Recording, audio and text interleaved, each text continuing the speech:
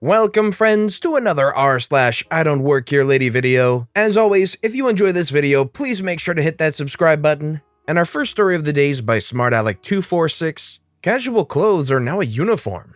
I realized the other day that I had finally experienced an I don't work here lady in the flesh. A few months ago, I decided to go shopping for new jeans due to the fact that I hadn't updated my jeans since the middle of college. Also, the pandemic pounds hit me hard and I needed clothes that fit, but let's keep that as the secondary reason. I'm standing in the middle of a department store wearing a cat hair covered sweatshirt and basketball shorts.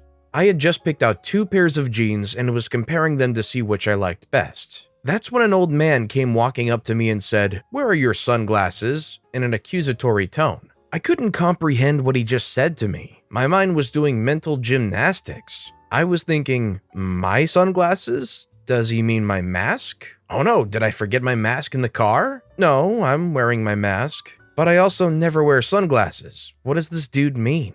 Meanwhile, I was just staring at the man with my brow furrowed and my mouth open. All I could stammer out was, "My sunglasses?" He then took a step closer to me and repeated, "Where are your sunglasses?" It finally clicks in my head that he wasn't looking for my sunglasses, but the store sunglasses. I look back at him and reply, "Oh, yeah, I don't work here." Now it looks like he's doing mental gymnastics. Luckily, an actual employee nearby who had been restocking clothes the entire time jumped into the conversation and took the old man off my hands. I still can't comprehend how my outfit seemed appropriate for a department store uniform. I thought it was borderline unacceptable to even be seen in public considering how much cat hair was on it. The entire experience couldn't have been more than 45 seconds, but boy did it feel like an eternity. Luckily, at the end of the day, I have 2 more comfortable pairs of jeans to wear. Alright guys, be honest. When you're going out to a store, doesn't really matter where or when, do you try and dress to at least maybe leave a good impression on other people? Or do you always just rock whatever's the most comfortable? Let me know in the comments down below. Because for me, I'm gonna keep it real, I just wear what's comfortable. To me, I'm not trying to impress anybody, especially if I'm going to like Walmart. This next story is by fmentar1. I didn't know I'm not supposed to work here. This happens 2 years after I arrived in the USA when I was 14 or 15 years old, sophomore in high school. So I'm still trying to adapt myself to the new country. One of the issues that I'm facing back then is understanding places and locations. Also, this was back when there was no such thing as Google Map, only Quest Map, where you have to print and carry with you everywhere, and I have no cell phone yet. My high school divides their grades into 5 sections, such as 10A, 10B, 10C, 10D, 10E, and the same thing for freshman, junior, and senior. One of the purposes of this was to make Career Development Day easier. In a specific day of the week, the school sends a bunch of students to their specific location outside of school for the whole day in accordance to their section to learn about different careers and make a short story about what you've learned. For example, A goes to their location on Monday, B on Tuesday, and so on. The purpose of Career Development Day is for students to go to the location designated by the school and to shadow employees there so the students can write a report of what they learned about specific careers. I didn't go to this school for my freshman grade, so I don't know what career development is. However, I was a very shy kid, being new in the USA and all, so I didn't ask too many questions and just went along with it. When I received my roster for the year, I also received the address for my career development location for the year as well. I went to enter the address in a MapQuest and printed it out, and I didn't realize I switched the number. For example, what's supposed to be 1333, I typed it as 3133. The first day of my career development day of the year, as expected, I went to the wrong address, which was a USPS warehouse. When I came into the facility, I was so confused and so was the rest of the staff there. I didn't see any other students and my teacher wasn't there as well. I tried to explain with my sort of broken English that I'm here for Career Development Day, showed the logo of my school on my uniform, and being extremely nervous, I think they understood what I was trying to say because the next minute, I was being put into work. It was super easy, just sorting mail, very mundane work. Career Development Day was supposed to last half a day from 9 a.m. to 12:30 p.m. and then go home. I started at 8 a.m. and sheepishly told the staff that my school dismissal time is 2:30 p.m. They were really nice, bought me lunch, drink, and told me that I was a good helper. Also, they wrote a letter mentioning about what I had done the entire time I was there, and gave it to me so I could show it to my teacher. The next day, I was being called to see the career development teacher. Turns out, I was marked absent for the first day since I didn't show up. And nobody called the school to find out where I was. The funny thing is, the school didn't contact my parents to find out where I am as well. I showed the teacher the letter I received from the USPS staff, and after reading it, my teacher laughed until tears came out of her eyes. I was very embarrassed, but at least the teacher understood, forgave me, and removed my absence. She also pointed out that I was at the wrong address and printed me the real direction. I wish smartphones were invented back then, because I clearly am not smart. These kids nowadays, they take their smartphones for granted. Back in my day, we didn't have Google Maps. Legitimately, I do remember those days when you had to go and actually print out the directions, and it was like step 1, step 2, step 3. It was just a lot more stressful in general back then. When I was a little kid, I remember my parents had big, proper fold-out maps. You ever try finding a street on an actual map of your city? The times I tried back then, it felt like a nightmare. This next story is by Unfettered Defiance. I Don't Work Here 3, The Curious Case of the Concerned Karen.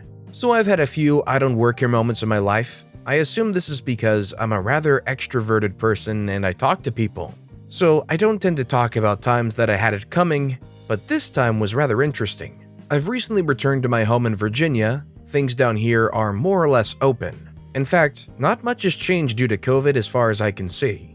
People are cautious. Some things closed for a while, but even buffets are back open and have been for a while. Heck, Golden Corral recently opened back up. Not that I can eat there on my diet. I'm the creative director for a design team. I tend to be able to work from anywhere, so I'm rarely in my office. Because my job can be done on my tablet and in voice conference, I tend to have freedom to move about. This has led to a few people making use of my freedom.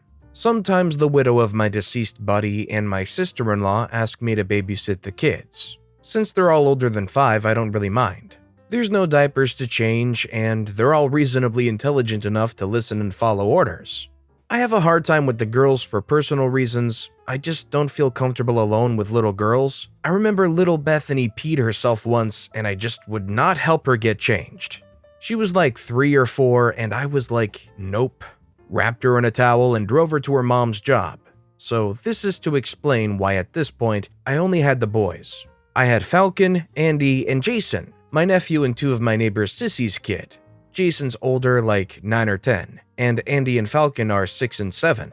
We were at this place called Surge, where you have climbing and bouncing on things and foam pits and like ultimate ninja thingies. And I'm like just noticing the kids' socks are mismatched and busted and their shoes are just not right. With Andy, I'm like, okay, I may just buy him some new ones cause he's my nephew. But Sissy's kids' shoes are like busted, and I never remember them being that way when Paul was alive. His boys were always crisp. I don't know if Sissy's having any issues or if something's up. I'm not gonna pry, but I get it in my head that since I'm gonna get Andy some new shoes, I'll get Jason and Falcon some new shoes too, and socks. I'm definitely throwing away those socks. So after Surge, we go to Kids Foot Locker in the mall, and I'm letting the kids pick their shoes. They keep bringing me shoes and I'm helping them try them on and keep going back and getting them. Now, if you've ever been to Foot Locker, you know that Foot Locker workers wear zebra stripes like referees. I'm in a cool gray polo with a black neck and rings on the sleeves. Big dog logo on the chest. There's absolutely no way you can think I work there, aside from that I'm black and my nephew and Sissy's kids are white. So this lady who I assume was Indian, Hindu Indian, not Native American, I couldn't tell because she had no accent, I'm just going by the look, and she didn't dress that way, more like a rich soccer mom. She comes and brings her kids to me and tells me she wasn't sure of his shoe size, so if I could help get that, and that she's looking for a basketball shoe for summer. The kid looks like he's 12. I look up to her and tell her that I don't work there. She apologizes and walks off. Andy comes back with the ugliest shoe I've ever seen. Nike Hybrid. It's like someone vomited the 90s onto a shoe. And they're $110, so I'm like, I ain't paying $110 for somebody's coked out fever dream shoe. He goes back, comes back with another shoe, loud and colorful shoe. He and Falcon are excited about it. Puma Future Riders or some stuff. Ugly freaking shoe. But whatever, I ain't gotta wear them. I help them try them on. They're too small. We size up his feet, and Andy's feet's gotten bigger since last time. So I tell them to go get me ones in the right size and maybe pick a different shoe cause these aren't particularly nice. Lady comes back and she's got an attitude. Apparently she didn't find the worker. Admittedly, I hadn't seen one in a bit. I think they're in the back looking for something for someone. There's a little Latino girl behind the counter though. She starts berating me, asking me why I lied to her and said I didn't work there. I repeated that I didn't. She tells me I'm lying and that she saw me helping those other kids. I sigh cause I know where this is going. I inform her that the little white children are with me. I don't work here, but if she wants, since I have the size up thing, I can help her kid with a shoe. She gives me this very, very weird look and says nothing and walks away. Of course, I'm like, whatever. Then Jason walks up. He of course has a pair of Jordans. And I'm like, cool, just make sure you get some socks for your little brother and Andy. And he was like, okay, and he walks off. He comes back like 2 minutes later with his brother and Andy in tow. They all look a little weirded out and looking behind him. Jason tells me some weird lady keeps bothering him and asking him questions, telling him if he's in trouble, she can tell him. I'm like, what the freak? And he points out that lady and she's out in the hall talking to mall security. I'm like, this is not about to happen. Jason, who is smart, is like, are you about to be profiled? And I'm like, I think that already happened, kid. I think we're about to be talked to. So I help the kids out with the shoes, get everything, and wait for the security guard to come up. It's a woman and one of those biking cops, like with the windbreaker and yellow on top, I think. They're very polite. The cop especially has this look on his face like this is a huge waste of his time. He says that the lady's concerned about the kids. I don't ask why. I know why. I just say, apparently so, but we're all good here. He asks the kids if they're all good, and Jason says yeah, that I'm Uncle OP and we're just buying shoes when that crazy lady kept trying to talk to them. I tell them that Andy's my nephew by marriage, and Falcon and Jason are the kids of my neighbor who's friends. I'm just babysitting. The security guard lady asks about the shoes, and I tell her my reasoning for buying the shoes, and she's very complimentary. It's a good chat, and they go back to talk to the lady, who argues a bit with them before looking really embarrassed. The security guard, a woman of vague ethnic descent, I don't know, but she's pretty, looks like she's dressing her down. As everyone gets their things and gets ready to check out, the other worker's not back from the back, and the lady comes back to me and apologizes and asks if I'm still willing to help her find some basketball shoes for her son. She says, with everything going on in the world right now, you can't be too careful.